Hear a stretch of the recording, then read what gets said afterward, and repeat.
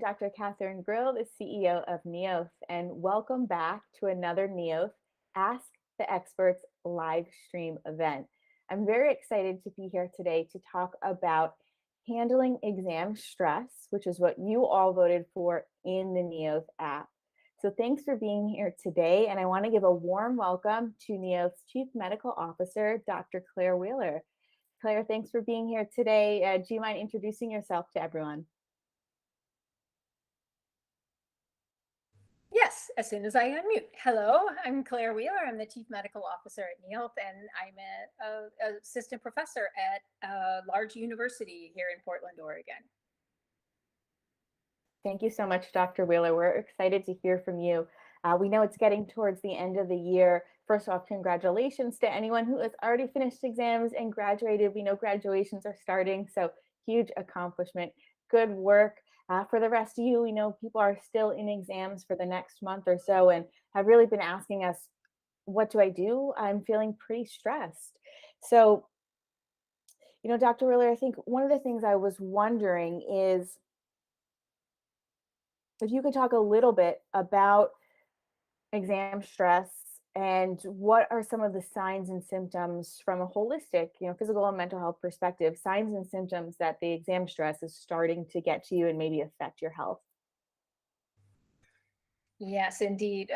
This is a subject I think about a lot. I have been teaching at Portland State University for 16 years. And years ago, I stopped giving memorization exams with Scantrons and all of that. But I know that students across the country have to take that at pretty much almost all levels of their education. And until, we find different ways for students to demonstrate that what they've learned, a lot of teachers are going to continue using them. So it's important to strategize how to prepare for an exam. And also, I think it's important to think about during exams, when you're literally in your chair taking the exam, things that you can do to help yourself.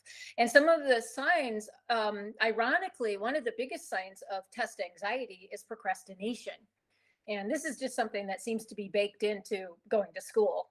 A lot of students procrastinate, and there are various reasons for that. Sometimes it's because they're working or have other commitments, but sometimes it's due to anxiety about exams or about learning the material or some other type of stress associated with it. So, and then of course, when you are procrastinating due to exam anxiety, you're only making the situation worse, because every day that one is waiting to start studying for a test is a day of worry.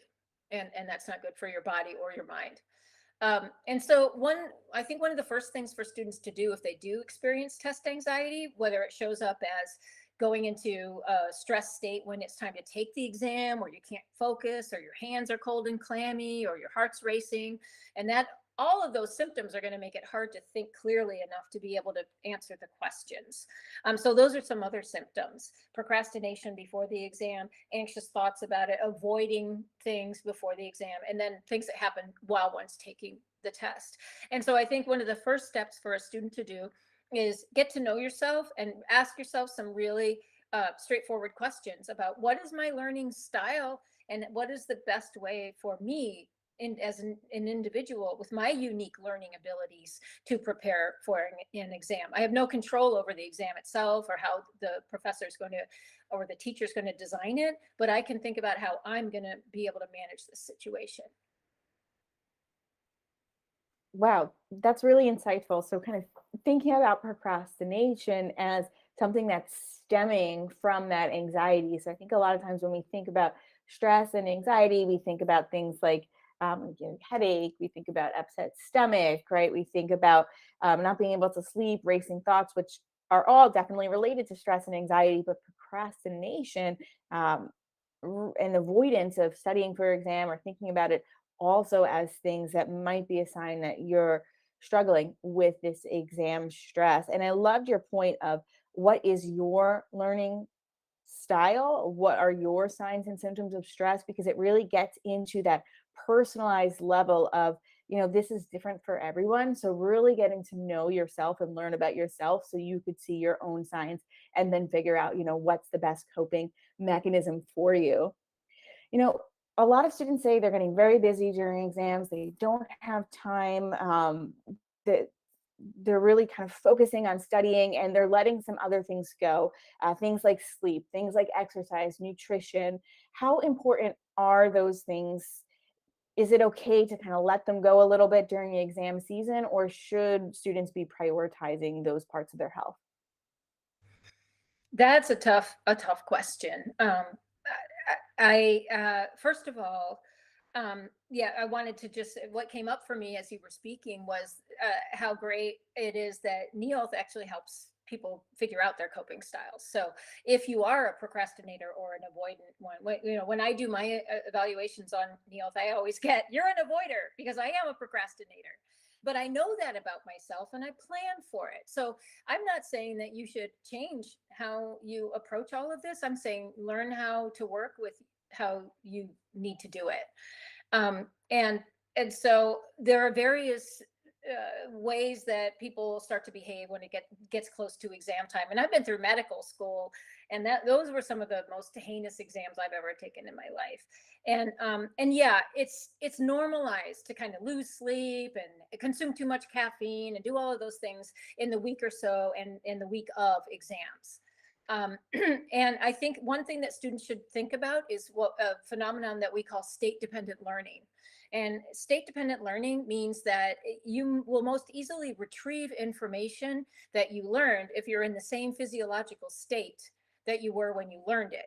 So here's the thing: whenever I'm counseling students, and I do this all the time about test anxiety with other instructors, because mine don't do that, I suggest that they try to build that strategy around that, and think about, are you going to be up at 2 o'clock in the morning drinking a lot of caffeine when you're studying?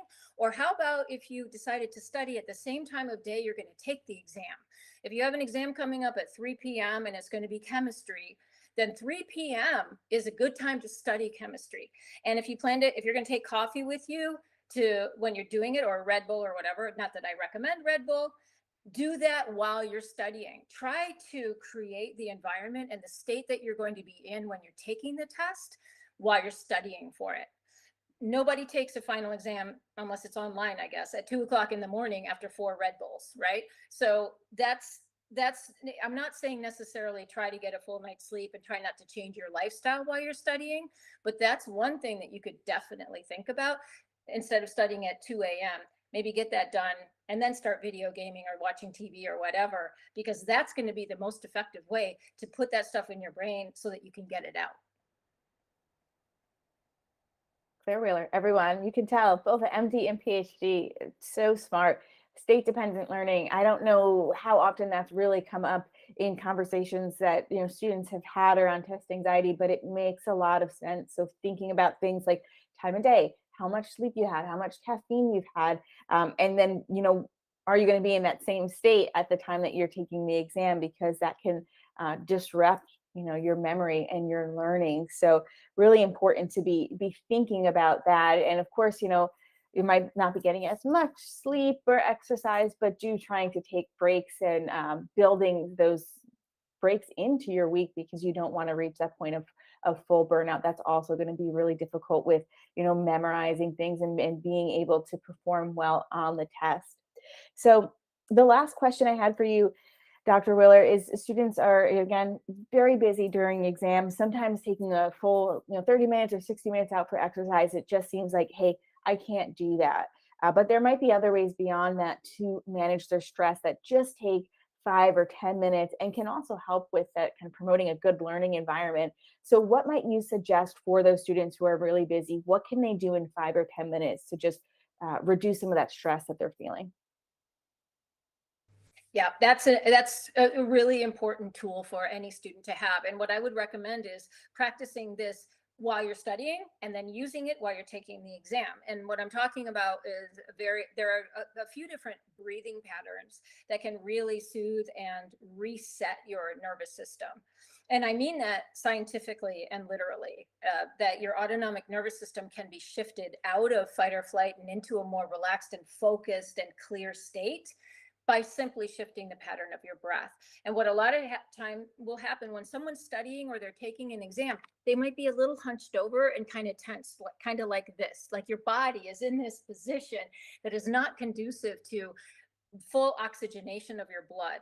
Your brain consumes an incredible amount of the oxygen and glucose that is in your bloodstream, and it just needs a constant, steady flow of those things. So you need to be well, you keep your blood sugar in line, and you also need to make sure you're breathing properly. So when your brain starts to get fuzzy or you start to feel the anxiety coming, and you can practice this while you're studying for the exam. One really good breath pattern that helps calm a person and keep them also alert, because you don't want to put yourself into a trance during an exam, right? Is a 4-8 breath, or 4 by 4 box breathing. And the principles here are to take a person when they might be like this and kind of not really breathing well, they're not feeling their lungs, they're kind of tensed up, to just take a moment to become aware of that and shift your posture in a way that allows full expansion of your lungs, which means straightening your spine and dropping your shoulders, relaxing your belly. And then if you take 3 or 4 breaths where you count to 4 while you're breathing in, but 8 while you're breathing out, it's during the out breath that our body relaxes with every breath we take. So if you just try that for 3 or 4 breaths, what you're doing is shifting the balance of excitement and relaxation and focus in your central nervous system, which will translate to a heightened ability to focus and stay calm and present to what you're doing. And that's an exam or a project or cooking dinner. The 4-8 breath is a well-known and well-studied method for doing that. I love it. Tangible, tactical techniques that we can do. So the time is just flying by as always, but we've learned a lot. We learned about kind of figuring out what are your signs and symptoms that you might be struggling with exam stress. Many of us know, but sometimes there might be other things like procrastination that we don't realize could be a sign that you're struggling with some anxiety around your exams, and really figuring out on a personalized level, what are your signs and behaviors that you exhibit when you're stressed. I love that you brought up the fact that Neolth actually has this personalization survey. You can go through it and you can figure out what is your stress and coping style, and learn a little bit about yourself. It just takes a couple minutes, but it's really fun to do. So that's our personalization survey.